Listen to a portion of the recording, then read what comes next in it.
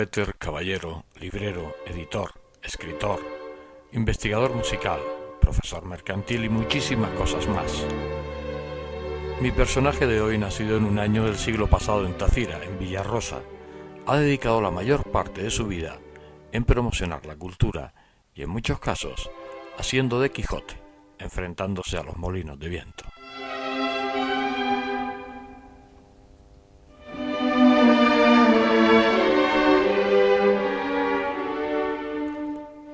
Durante casi 60 minutos vamos a tener la posibilidad de poder entrar en el interior de Pedro, que les puedo asegurar que no van a tener tiempo para el aburrimiento.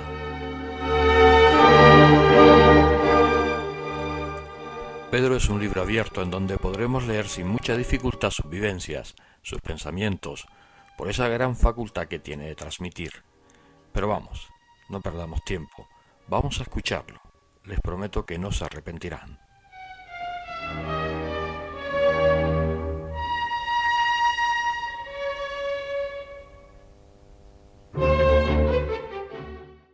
Pedro, ¿cómo recuerdas tu infancia? Además, porque tú naces en la capital. No, yo soy de Tafira. O sea, soy de Tafira. Siempre de Tafira. Siempre de Tafira. Nací a la altura del kilómetro 9 en una casa roja de tipo moruno que se llama Villarrosa. Ahí nací. Y curiosamente el médico que atendía a mi madre en mi casa era don Juan Guerra del Río. Don Juan Guerra. Tenía el despacho en la calle. En la calle Bravo Murillo. En la calle Bravo Murillo. Porque, fíjate, además, hacemos el inciso, mi madre fue la primera clienta que tuvo cuando abrió el despacho. Claro, mi madre vivía en Bravo Murillo, él abre el despacho y fue la primera clienta que entró, muy pequeñita ella, y a partir de ahí, ni ella ni sus descendientes nunca pagaron, él nunca quiso cobrar la consulta. Y nosotros íbamos de pequeños con don Juan Guerra y nos atendía y siempre decía a mi madre, ¿cuánto es, don Juan?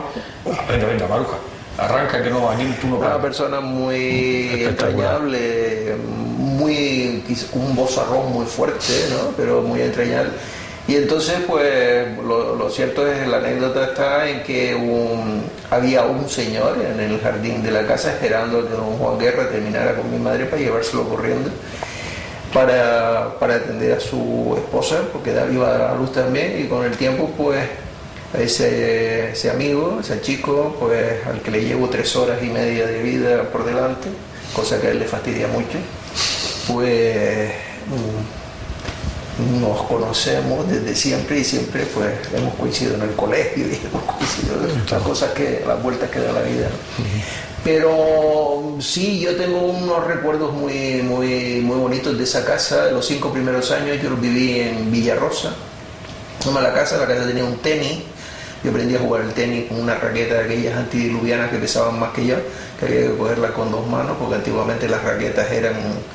Mi abuelo era un anglófilo 100% y le gustaban todos los deportes, incluso organizaba los torneos de verano de tenis.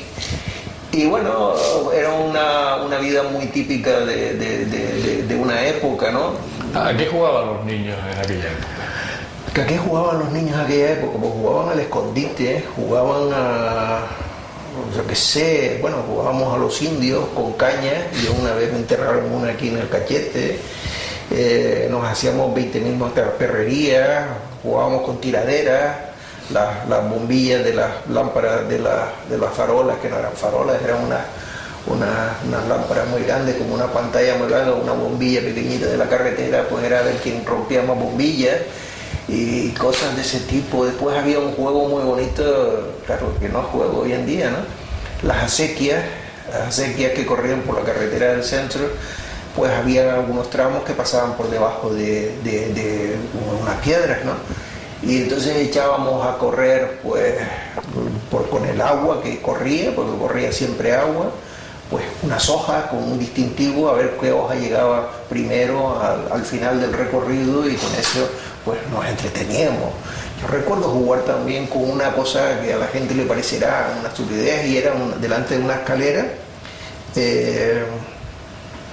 cogíamos las babosas, los caracoles, que hoy en día le llaman caracoles, pero en mi época se llamaba babosa, que es el caracol grande de color marrón, y entonces hacíamos carreras de babosas, y las pobres babosas las hacíamos subir los escalones a ver quién llegaba. Claro, por supuesto, se quedaban, agarraban, se metían dentro del caparazón y nos ignoraban totalmente. Y recuerdos, pero un recuerdo muy, muy importante fue en esa casa. Recordaré que vi el primer eclipse de sol total. Fue una cosa muy interesante porque me quemé los dedos, porque en esa época la cuestión estaba en que cogíamos trozos de cristal, los echábamos en una hoguera, los cristales se ahumaban, y con ese cristal pues mirábamos para ver el eclipse. Y claro, yo, idiota de mí, de pequeño, pues cogí el cristal recién ahumado y me acuerdo de estar viendo el eclipse con los dedos metidos en agua, pero fue un espectáculo que además me llamó poderosamente la atención. Yo era muy pequeño todavía, no recuerdo la edad que tendría, pero hay un detalle también que me llamó muchísimo la atención. Estábamos viendo el eclipse al lado de unos gallineros y ver cómo las gallinas se subían al palo a dormir, creyendo que venía la noche, ¿no? Son detalles que no se te pueden olvidar.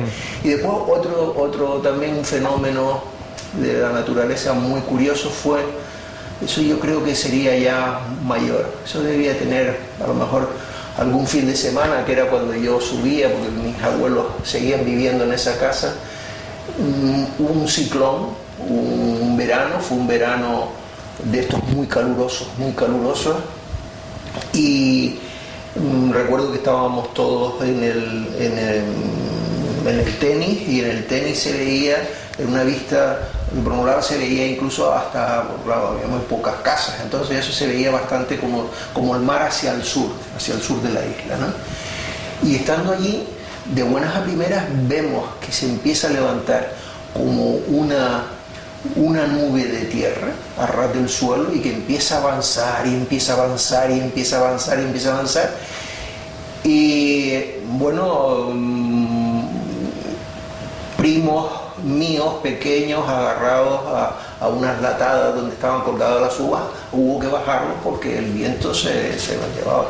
Habían dos araucarias inmensas en el jardín, prácticamente curvadas, y en ese momento pues recuerdo de personas que vivían por los alrededores en pleno follón, llegarse a casa a preguntar si había o no habían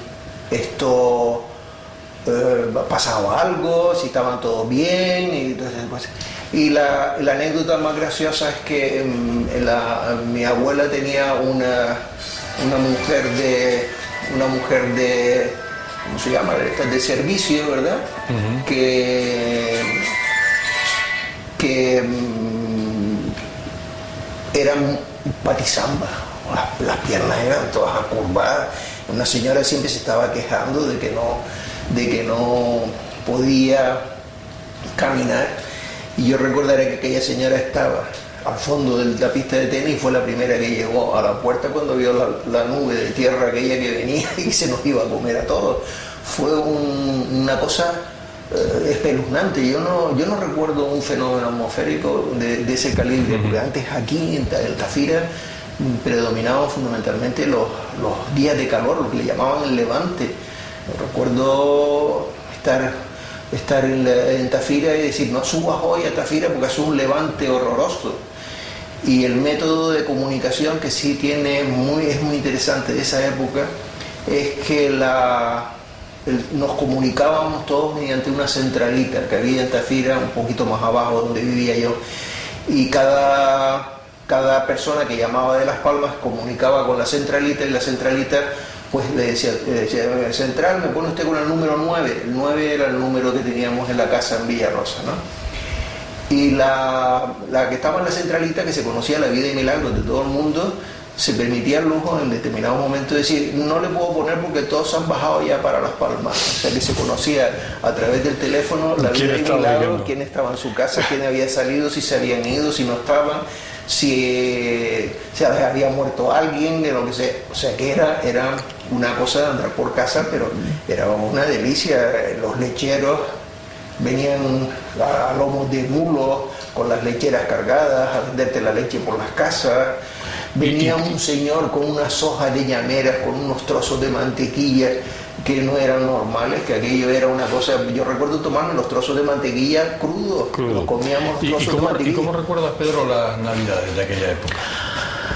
Bueno, navidades de una forma bastante particular, porque mi padre era alemán, yo tengo apellido alemán, y mi padre implantó en casa la figura del Papá Noel. O sea, era una cosa que por entonces no se llevaba en absoluto, y eso ya vivíamos nosotros en Las Palmas, en la zona de Vegueta, y entonces había un hermano de mi madre que hacía de Papá Noel, y llegaba todos los años envuelto en una manta color rosa, que nos daba a todos un pánico horroroso, porque además se asomaba por el cierro que había en el patio de casa y hola mis niños, ¿cómo están? Y todos nos echábamos a temblar nada más que de ver aquella cara que aparecía arriba con una máscara de cartón.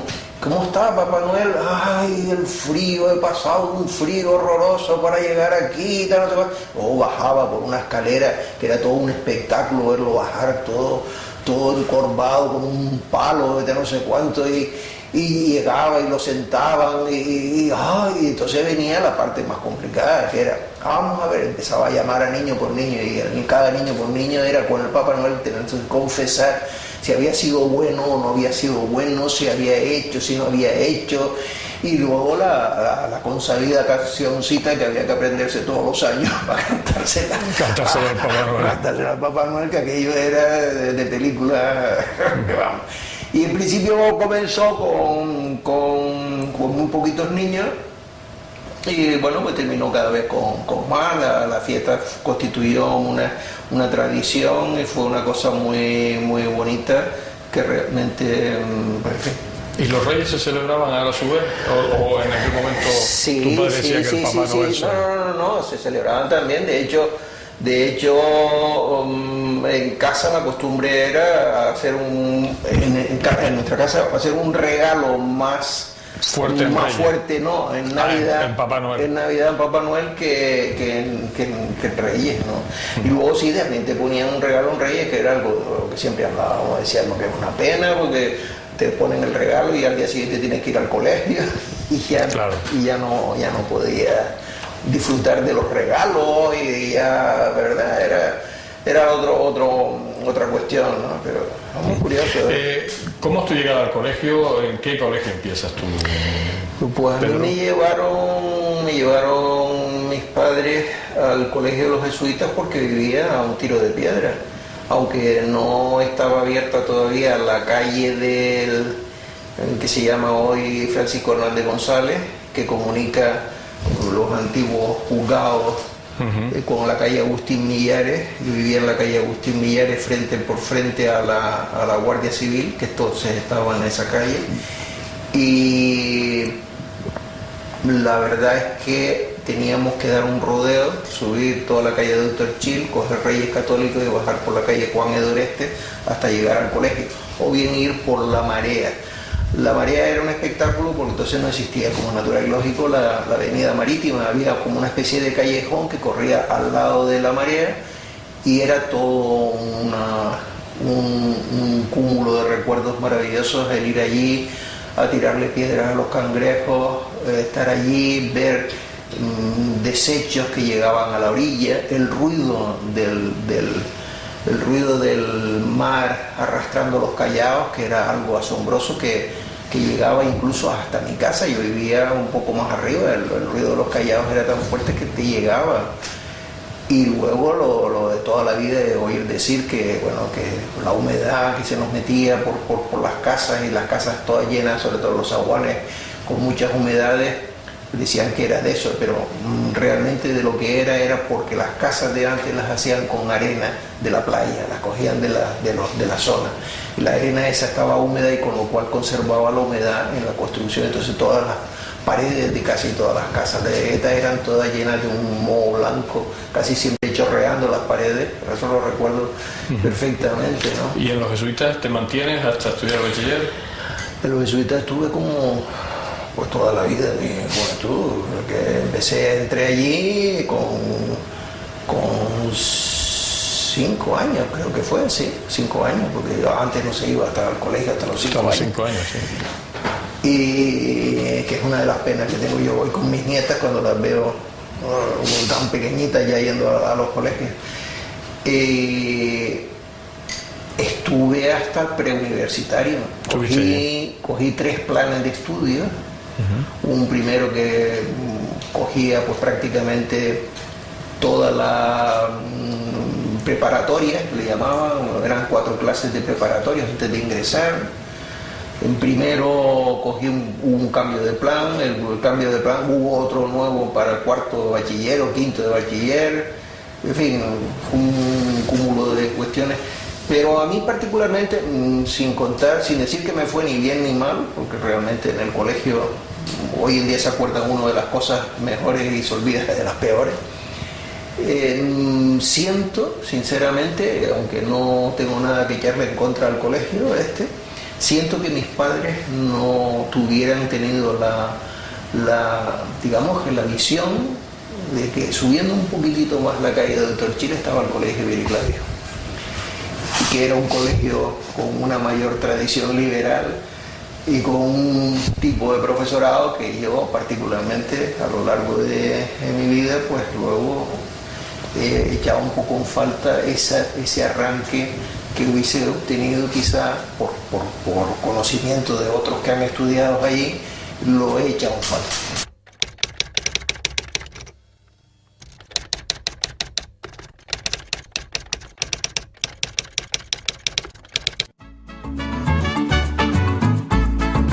El ahorrador de electricidad Estaminal es el único aparato en el mercado que reduce el consumo de electricidad tras haberse instalado en miles de hogares en Canarias. No deje que su factura de electricidad afecte su economía familiar. El ahorrador Estaminal le garantiza una reducción de un 10 hasta un 35% de su recibo de luz. Estaminal no necesita ninguna instalación especial, es autoinstalable y no consume electricidad. Diga basta al excesivo consumo de electricidad y llámenos al 928-481-249. Reduzca hasta un 35% de su factura de electricidad. Estaminal, su seguro de ahorro.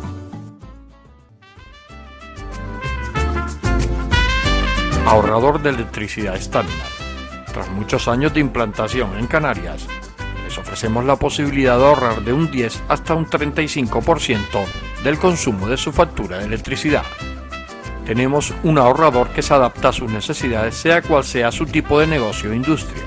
Muchos ahorradores puede encontrar en el mercado, pero solo Estaminal ha demostrado su eficacia. No deje que los gastos abusivos de electricidad afecten su economía de negocio. Pídanos presupuesto sin compromiso al 928-481-249. Ahorrador de energía Estaminal, la solución a sus problemas de exceso de consumo. Ahorre de un 10 hasta un 35% de su factura de electricidad. Acabamos de escucharlo en los primeros minutos de la entrevista y, como les había garantizado, nos ha transportado a su mundo sin ninguna dificultad, y en el que el entrevistador ha sido un convidado de piedra, lo cual me enorgullece, ya que en ningún momento ha sido distante, sino al contrario, integrado en la conversación, olvidándose de las cámaras de televisión. Pedro en estos minutos nos ha relatado con todo lujo de detalle su infancia en Villarrosa, aquello que le marcó como el famoso eclipse de sol, o el Papá Noel tan desconocido en aquel tiempo.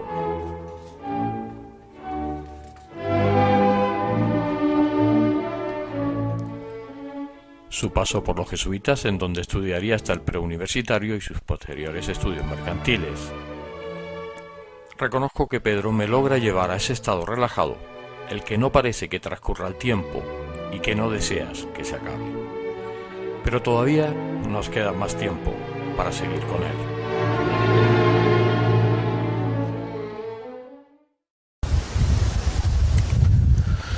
La juventud, ¿cómo era en aquella época? ¿Existían los paseos por Triana? ¿Existían los bailes de juventud? ¿Cómo era?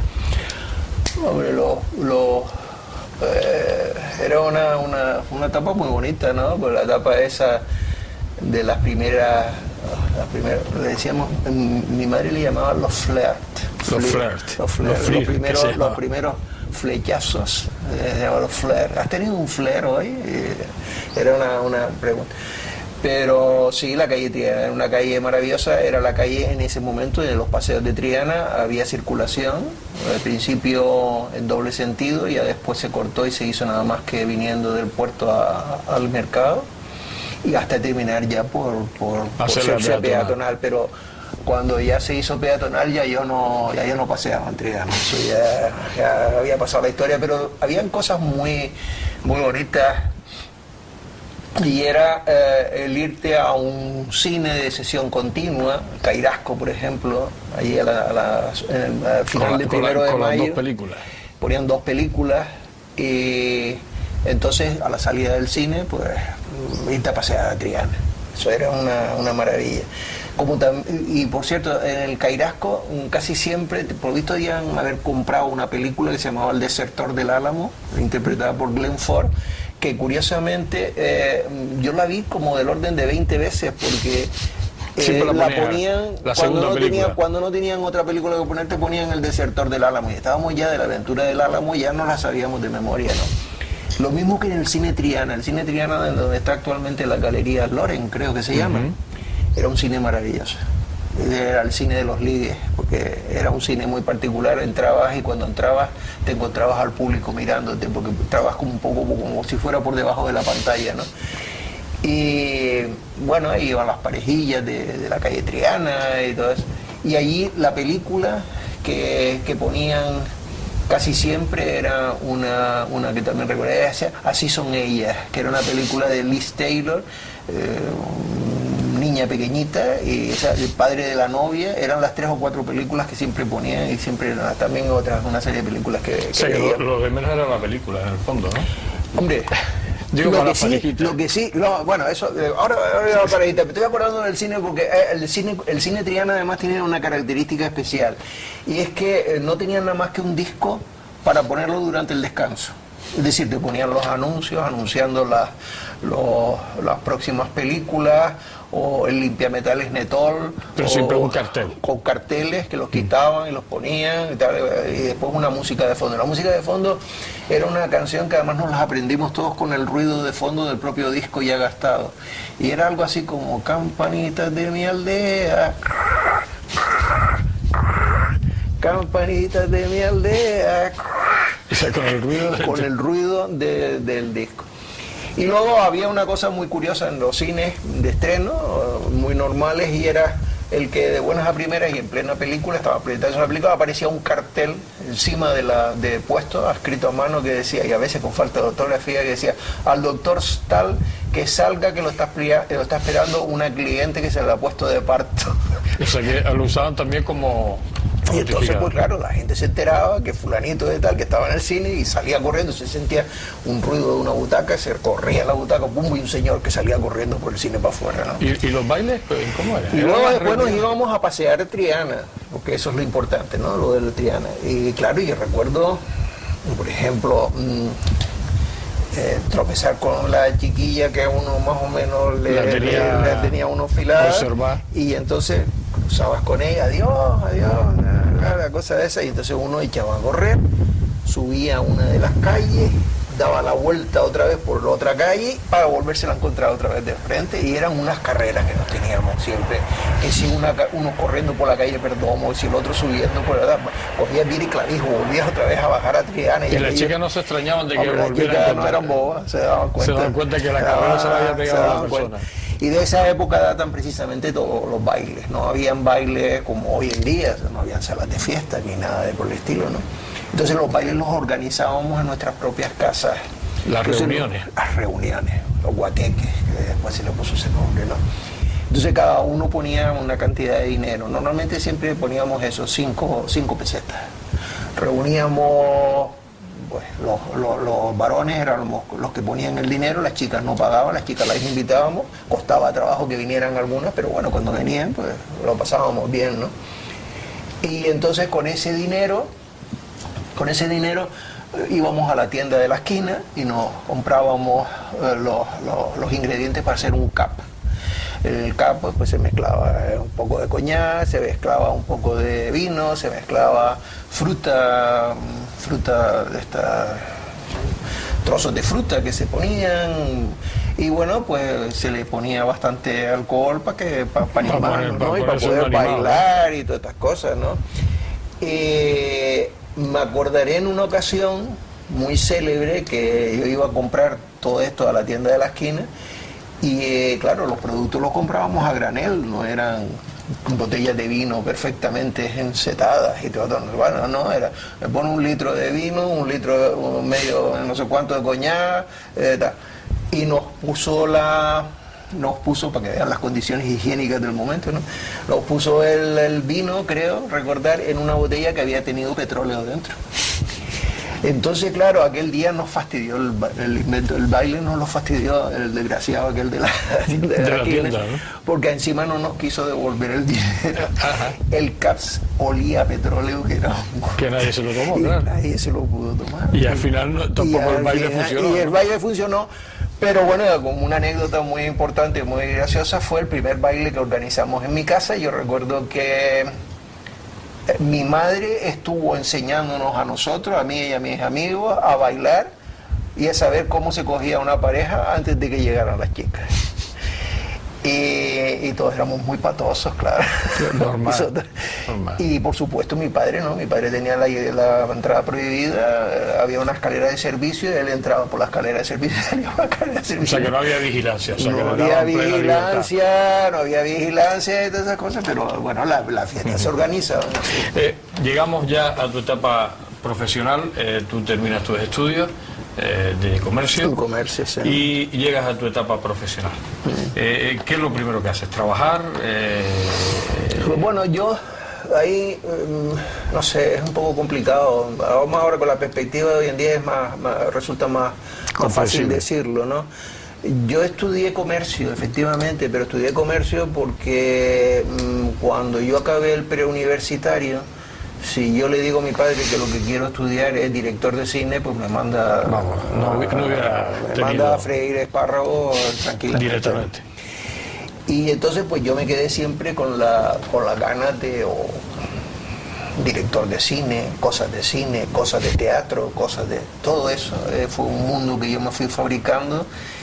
Y con tal de irlo logrando, pues iba cogiendo atajos, iba por aquí, iba por el otro lado, y me metía en compañías de teatro de aquí, hacía un poco de teatro. Tuve la inmensa suerte, entre comillas, de que nunca se estrenó una obra en la que yo intervenía, porque no sé qué es lo que pasaba. Yo decía, pero era medio gafe y no se llegaban a estrenar. Y al final, pues pude hacer una serie de cosas, pasado el tiempo, que de alguna manera me acercaban al teatro, me acercaban al cine. Era, por ejemplo, tener una librería, ¿no? Tuve una librería. ¿Pero fue tu primera iniciativa? Mi primera iniciativa, bueno, fue estudiar comercio, y entonces ya yo me fui a Madrid para hacer unos cursos de librero. O sea, que tú ya tenías la intención de... Sí, por lo menos por ahí, porque pues, durante el servicio militar había conocido a un muchacho de Madrid, me había dicho, hombre, tú no conoces los cursos que hay para hacerse librero y tal.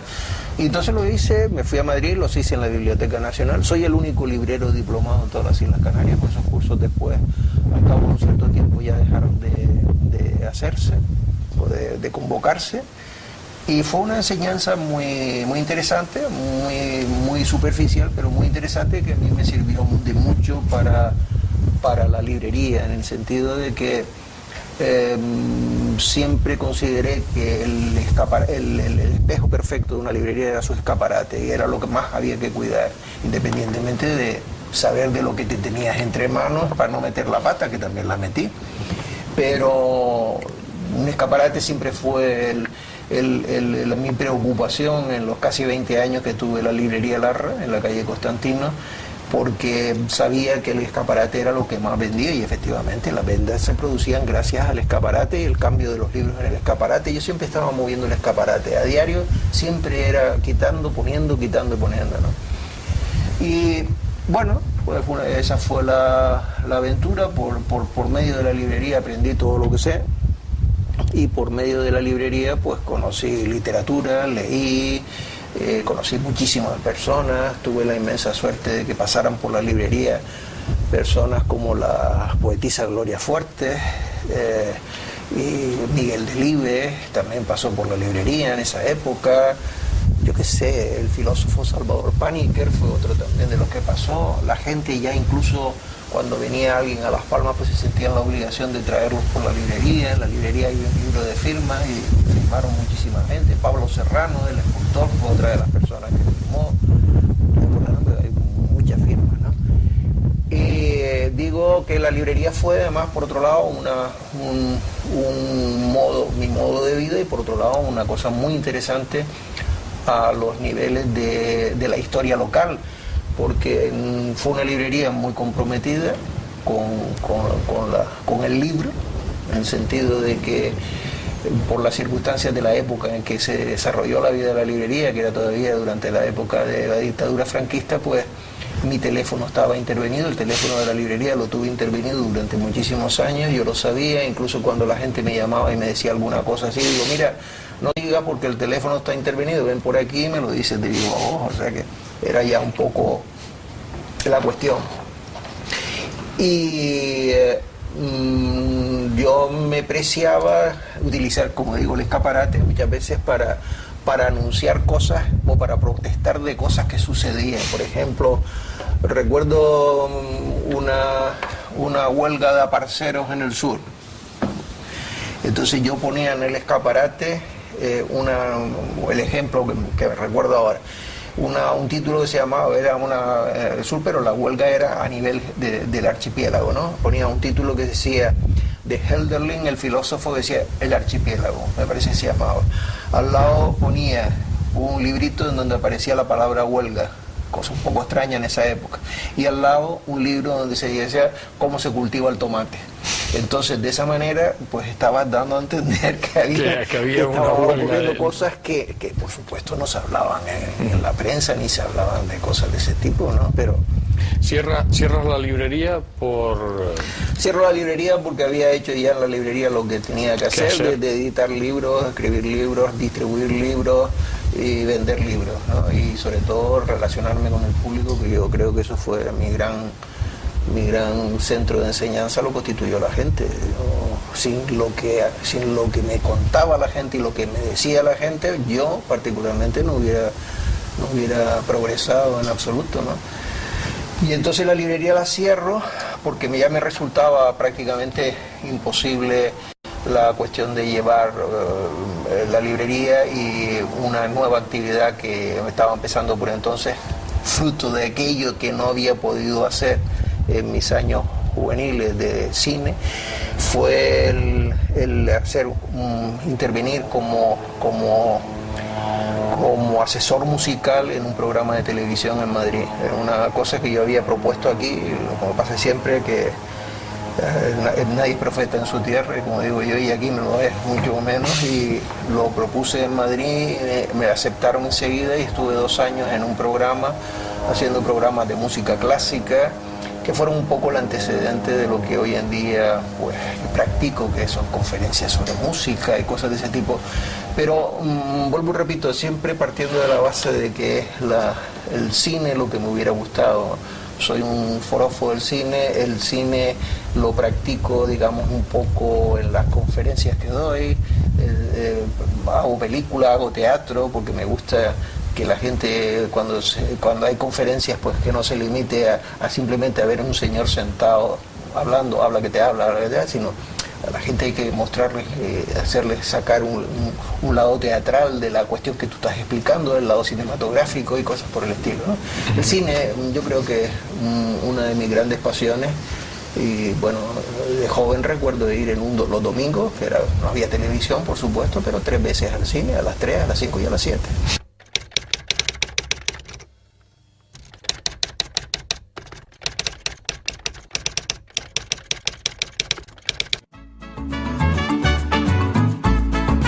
El ahorrador de electricidad Estaminal es el único aparato en el mercado que reduce el consumo de electricidad tras haberse instalado en miles de hogares en Canarias.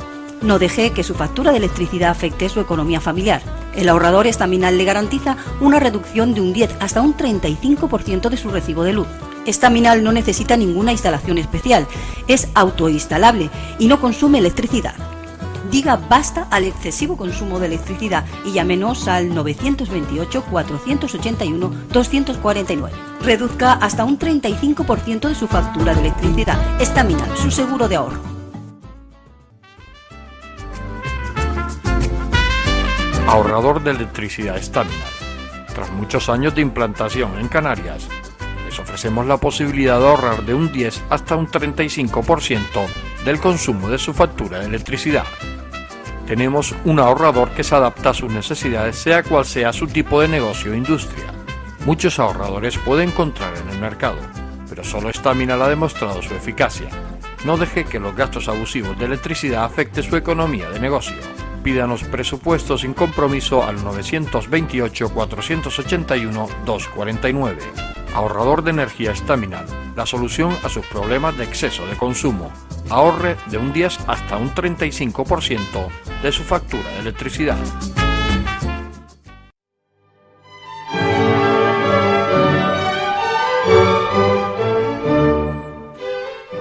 Lo que les decía al principio de su pasión por la cultura, nos lo comentaba con esos 20 años al frente de la librería Larra, en la calle Constantino, símbolo de la cultura en la capital Gran Canaria, en donde pasaron famosos escritores, músicos e incluso algún político, como el fallecido Juan Rodríguez Doreste. Cómo su pasión por el cine le llevó a Madrid y donde su paso por Televisión Española dejaría huella. Pedro y su inquietud en la vida ha sido un torbellino que los años le han dado para desarrollar muchas cosas y permitir su realización personal. Su manera de comunicar nos ha embelesado y si no es por las señales de mi compañera en la cámara, se nos pasaría el tiempo sin hacer los saltos programados en la escaleta de la grabación. Queremos seguir escuchando a Pedro.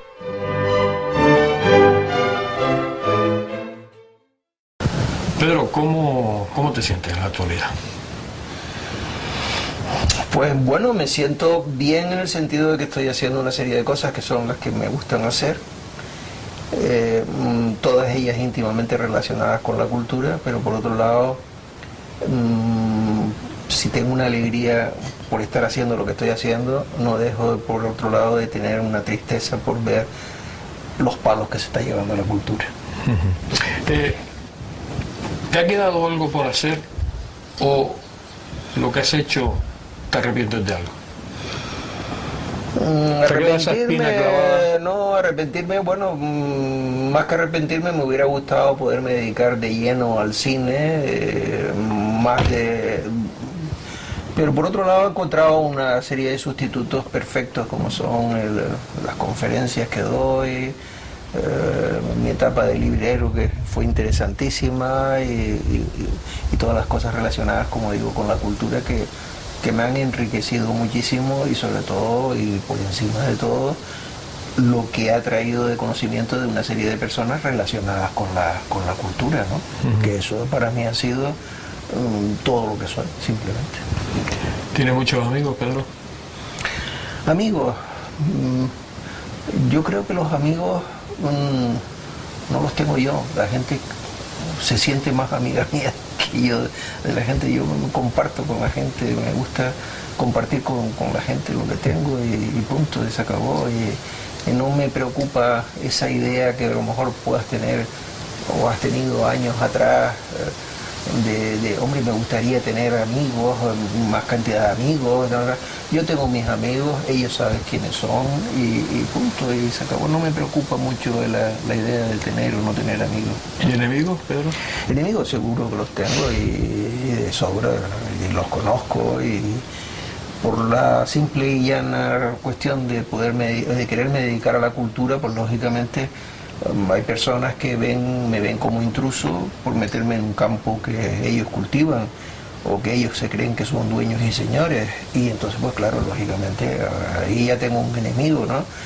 Y yo qué sé, yo podía contar miles de anécdotas con respecto a eso, pero elijo una así un poco al azar. Yo estaba haciendo, y de hecho sigo haciendo, una investigación sobre los compositores no canarios que han compuesto para las islas, que ya tengo reunido una gran cantidad de ellos, y es algo que pretendo algún día publicar.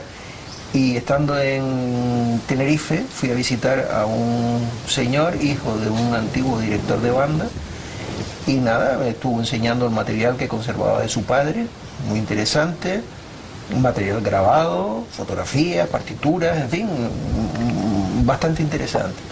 Y entonces, claro, yo le decía, pues mire, claro, el problema es que yo me encuentro aquí en Tenerife y pues no sé lo que, si usted me deja esto, yo voy a un sitio, saco una fotocopia, o si usted se fiara de mí y yo le devuelvo esto una vez que yo haya copiado la música, en fin, cosas así.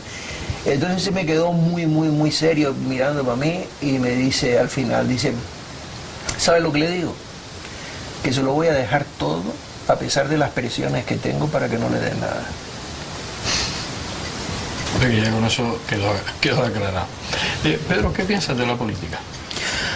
Yo soy muy desengañado con la política. Mi único norte es la cultura.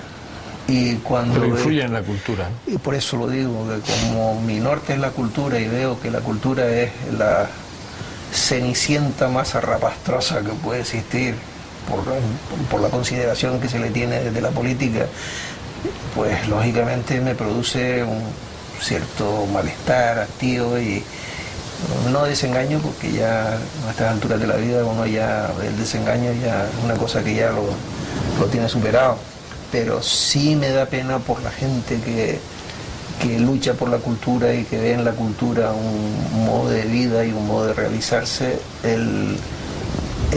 esa dependencia que todavía parece que existe con respecto a la política o los políticos o el sistema de gobierno de turno o lo que sea. Y pienso que la gente tiene que plantearse de alguna manera el ser lo suficientemente independiente, sacar recursos de donde pueda y sobre todo ser lo suficientemente independiente y libre para hacer la cultura que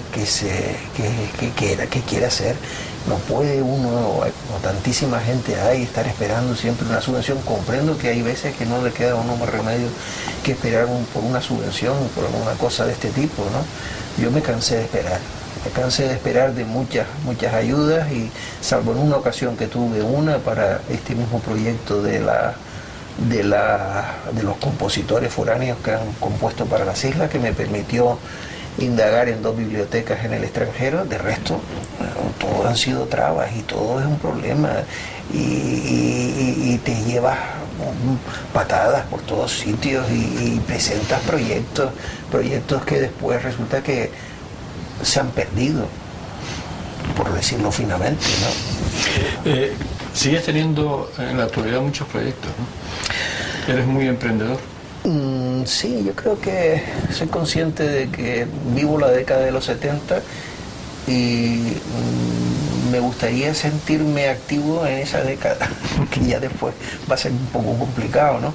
Y entonces sí, tengo muchos proyectos de conferencias, proyectos de edición de libros. Ahora pretendo editar que salga editado el mes que viene, un libro sobre un barítono gran canario que estuvo en la guerra de Filipinas, que creo que es un hallazgo interesantísimo, porque no solamente por el valor suyo como músico, estrenó varias zarzuelas del maestro Tejera y estuvo muy relacionado con la Sociedad Filarmónica, en fin, de lo cual no se sabe prácticamente nada, sino porque este señor tuvo la feliz ocurrencia de escribir un diario de su viaje desde Gran Canaria hasta Filipinas, que duró 45 días.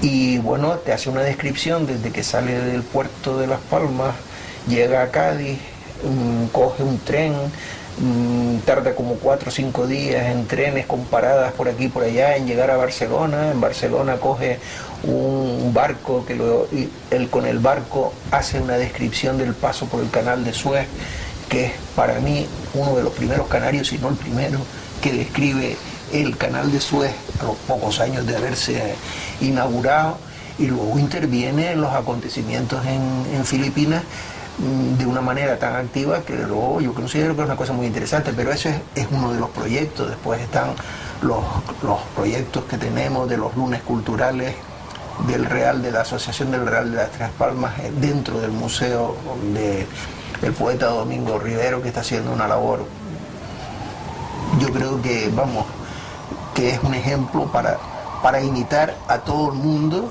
Todo Pepe Rivero. Que es lo de Pepe Rivero. Y 20.000 cosas más, pero bueno, no, son cosas que van saliendo y que, punto, ahí están.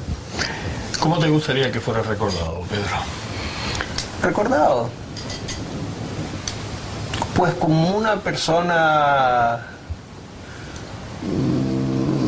eso, identificada con la cultura, preocupada por la cultura, preocupada porque se conserven cosas de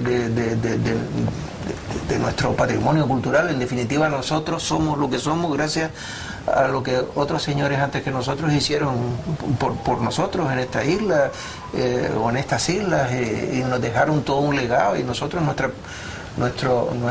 digamos que nuestro deber es que ese legado perdure y a base de enriquecerlo y dejarlo a nuestros hijos, y que ellos también pues hagan lo mismo. Por eso cuando veo la desidia en la que se mueve la cultura, sufro por eso, me molesta mucho ver la poca sensibilidad de la gente con respecto a la condición cultural. Yo en una ocasión oí un ejemplo que lo he hecho mío, no sé si será cierto o no será cierto en cuanto a los nombres. Dice, un pueblo perdura por su nivel cultural, por la cultura. Ahí está el pueblo griego, el pueblo romano, el pueblo, en fin, en definitiva, por poner un ejemplo, ¿no? Por ejemplo, y entonces más concretamente, y ese es el ejemplo que quería decir, a la gente hoy en día le hablan del discóbolo de Mirón, que es la célebre figura esa, donde se ve a un atleta lanzando un disco. Y sí, probablemente en la época al que se conocería en esa época sería el que sirvió de modelo. Hoy en día conocemos el discóbolo de Mirón porque Mirón fue el que hizo la obra. Esa es la cuestión. ¿Por qué no ha de perdurar ese conocimiento que nosotros debemos y tenemos que tener de nuestro patrimonio? ¿Por qué le damos la espalda a ese patrimonio? ¿Por qué incluso la gente hoy en día, mucha gente, no toda por supuesto, considera viejo e inservible todo aquello que es superior, que tiene más de 30 años de vida? Ya no voy a hablar de 100 años o 150 años, ¿no? No les consideran. Hay detalles de falta de sensibilidad de la gente con respecto a la cultura. Ignorar lo que se ha hecho tiempo atrás y darlo por nuevo. Hombre, yo estoy cansado de ver en la prensa local cada X años, 5 o 6 años, alguien descubre que Agatha Christie estuvo en el Hotel Metropol y lo pone como si fuera la gran noticia y lo repite. Señor, léase usted los periódicos de hace 5 años y verá que ya eso se ha dicho. Hemos llegado al final. En esta última parte hemos podido escuchar a Pedro denunciar su decepción de la clase política por el caso omiso que le hacen a la cultura. Sus proyectos, su actividad diaria, sus conferencias en el SICA sobre música, otra de sus grandes pasiones, la música sinfónica, sus lunes culturales en el Museo de Domingo Rivero, sus guiones de películas, series de televisión y obras de teatro.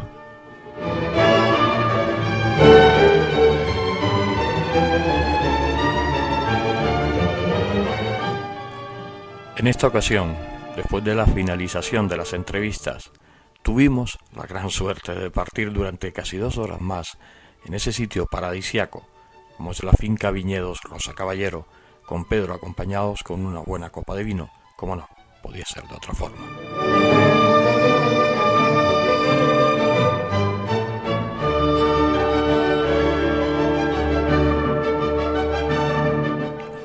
Perdí la conciencia del paso del tiempo, y es que Pedro, con su léxico sencillo y carácter afable, te transporta a otra dimensión favorecido por este lugar mágico.